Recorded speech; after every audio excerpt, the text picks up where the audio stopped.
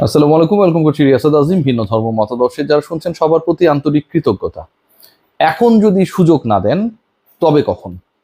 বাংলাদেশের টি-20 স্কোয়াড নিউজিল্যান্ডের বিপক্ষে ঘোষণা করা হয়েছে প্রথম দুই ম্যাচ, যেই দুই ম্যাচ অনুষ্ঠিত হবে বন্দর নগরী চট্টগ্রামে। সেই চট্টগ্রামে ওই দুই ম্যাচের স্কোয়াড ঘোষণা করা হয়েছে।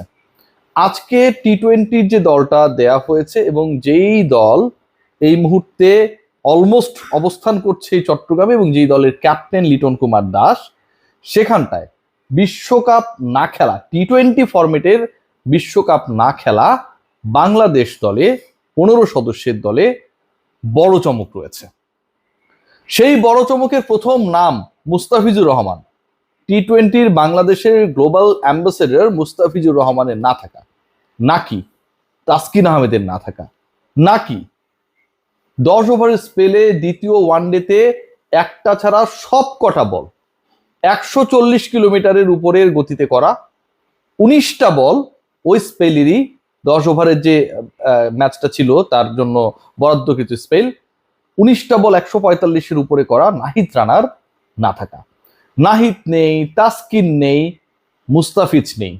এই তিনজন প্রিমিয়াম পেসারকে ছাড়া বাংলাদেশ 15 সদস্যের যে স্কোয়াডটা দিয়েছে প্রথম দুই টি-20-র জন্য, যেটার ক্যাপ্টেন লিটন কুমার দাস, এই দলটার চমক হতে পারে তাদের না থাকা, অথবা চমক হতে পারে আব্দুল গাফফার সাকলাইন সাথে রিপন মন্ডল। অনেকেই বলছেন যে এক্সপেরিয়েন্স ক্যাম্পেইনাররা কেন নেই, বিশ্রাম দিতে হলে কেন একটা দুটা ম্যাচ না খেলিয়ে এই সিচুয়েশনটা করা যেত কিনা। আবার অনেকেই বলছেন ডিসিশনটা ভালো হয়েছে। আমার কাছে মনে হয়েছে যেই সিদ্ধান্ত গ্রহণ করা হয়েছে, it's really appreciable decision by the selection panel. আপনারা সবাই জানেন যে হাবিবুল বাশারের সিলেকশন প্যানেল অনেক বেশি ক্রিটিসাইজড হয়েছিল যখন তারা গাজী আশরাফ হোসেন লিপুর একই স্কোয়াড, যেটা পাকিস্তানের বিপক্ষে বাংলাদেশের ওয়ানডে সিরিজের জন্য ঘোষণা করা হয়েছিল, সেই একই স্কোয়াড নিউজিল্যান্ডের বিপক্ষে ঘোষণা করা হয়। কিন্তু এই স্কোয়াডের চমকের জায়গা কোন জায়গায়, কোথায় নির্ভর হবার জায়গাটা কোথায়, এবং একই সাথে স্বস্তি দিচ্ছে কোন কোন জায়গাগুলো? 1 নাম্বার পয়েন্ট যদি আমি বলি, মুস্তাফিজুর, তাসকিন, নাহিদ রানা প্রত্যেকেরই ইনজুরির সংখ্যা রয়েছে, ওভারলোডের ইস্যু রয়েছে, ওয়ার্কলোড এমন একটা পর্যায়ে চলে গেছে যেখান থেকে যে কোনো একজন ক্রিকেটার, মেনশন 3 নেমস, বড় ধরনের ইনজুরিতে পড়লে বাংলাদেশকে বড় সময়ের জন্য ভুগতে হবে, এবং সেটা not only for the T20 format, সেটা ওয়ানডে ফরম্যাটের জন্য হতে পারে, কারণ তিনজনই ওয়ানডের গুরুত্বপূর্ণ অংশ। সো মুস্তাফিজুর রহমানের যেহেতু টুকটাক নিগলস রয়েছে, প্রথম ওয়ানডের আগে তিনি ছিটকে গেছেন, খেলতে পারেননি, শরীফুল ইনক্লুড হয়েছেন, শরীফুল দারুণ পারফরমেন্স করছেন, মুস্তাফিজ ইনজোর্ড, মুস্তাফিজকে আগামী 7 দিনের মধ্যে মাঠিয়ে নামিয়ে দেওয়াটা কোনোভাবেই কোনো ওয়াইজ ডিসিশন না। What about Nahid Rana? খেলেই যাচ্ছেন, পিএসএল এ খেলছেন, তার আগে পাকিস্তানের বিপক্ষে সিরিজে খেলেছেন, অসাধারণ করেছেন, 50 ওভার্স ক্রিকেটে খেলেছেন। এই মুহূর্তে নাহিদ রানা নিউজিল্যান্ডের বিপক্ষে 50 ওভার ক্রিকেটে অলরেডি 20 ওভার বল করে ফেলেছেন। এখন এই নাহিদ রানা যেই গতিতে, যেই রিদমে বল করছেন, যেই ছন্দে রয়েছেন, যেভাবে প্রতিপক্ষের জন্য থ্রেট হিসেবে আবির্ভূত হচ্ছেন, তার ওয়ার্কলোড ম্যানেজ করাটাও ভেরি মাচ ইম্পর্টেন্ট।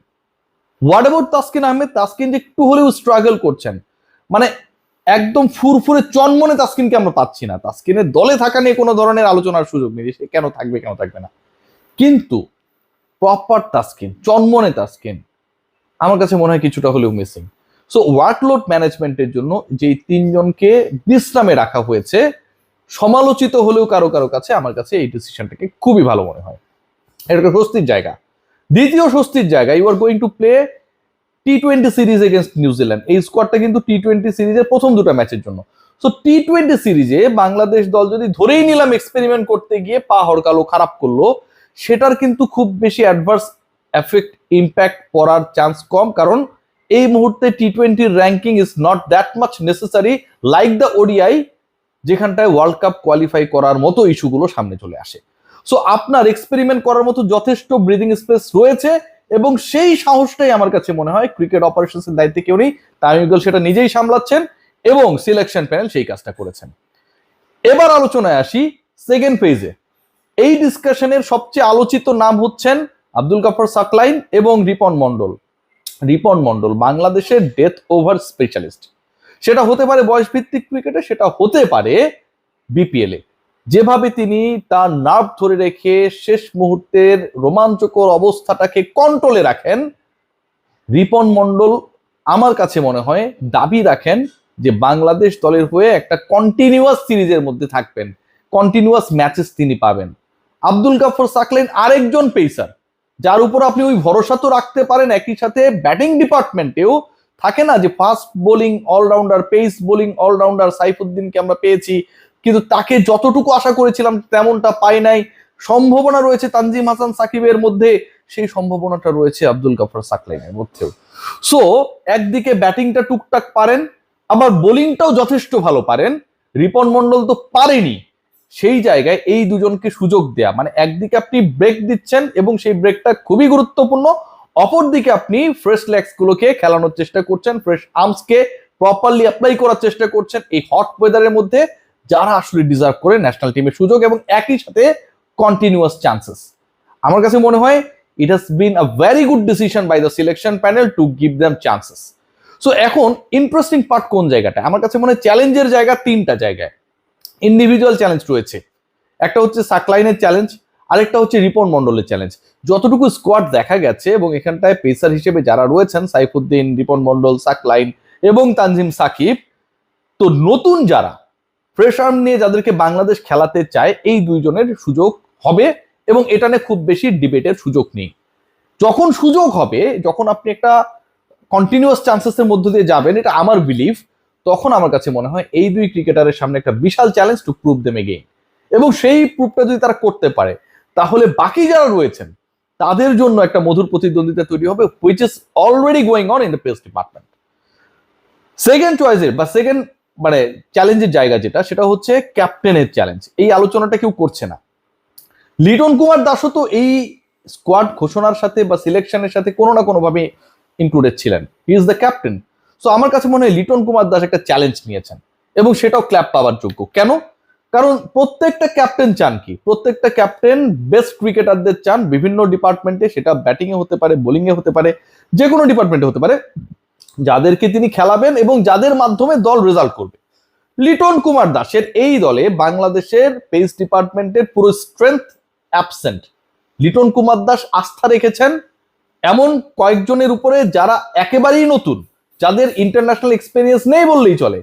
সো এখানটায় সাকলাইন এবং রিপন মন্ডলকে নিয়ে লিটন যে চ্যালেঞ্জটা নিয়েছেন, এই চ্যালেঞ্জটা আমার কাছে অত্যন্ত ইতিবাচক, পজিটিভ মনে হয়েছে এবং সেটার জন্য একটা তিনি তালি পেতেই পারেন। অধিকাংশ ক্ষেত্রে আমরা গা বাঁচাই, আমরা নতুনদের সুযোগ দিই না, এক্সপেরিয়েন্স ক্যাম্পেইনাররা পারফর্ম করে আমার দলকে এগিয়ে নেবে এবং আমি তালি পাবো, সেই চিন্তার বাইরে গিয়ে লিটন যে সাকলাইন এবং রিপন মন্ডলের উপর ভরসা রেখেছেন, তাসকিন, মুস্তাফিজ, নাহিদদের রেস্টকে, বিশ্রামকে অ্যাপ্রিসিয়েট করেছেন, অ্যাপ্লাই করার ক্ষেত্রে যে ডিসিশনটা নেওয়া হয়েছে সেটাতে তার একটা পজিটিভ ইনপুট ছিল। আমার কাছে মনে হয় এটা ট্রিমেন্ডাস একটা ডিসিশন হয়েছে। সো ওভারঅল যেটা স্কোয়াড ঘোষণা করা হয়েছে, এখানটায় আর বড় কোনো চমকের জায়গা নেই, বাট স্কোয়াডটা আমার ভালো লেগেছে। বাংলাদেশ যেই রেজাল্টই করুক না কেন, ইন্টারন্যাশনাল ক্রিকেটে সাকলাইন, রিপন মন্ডলদের ইম্প্যাক্ট কতটুকু সেটা বোঝার একটা দারুণ সুযোগ করে দিয়েছে এই স্কোয়াডে তাদের থাকা।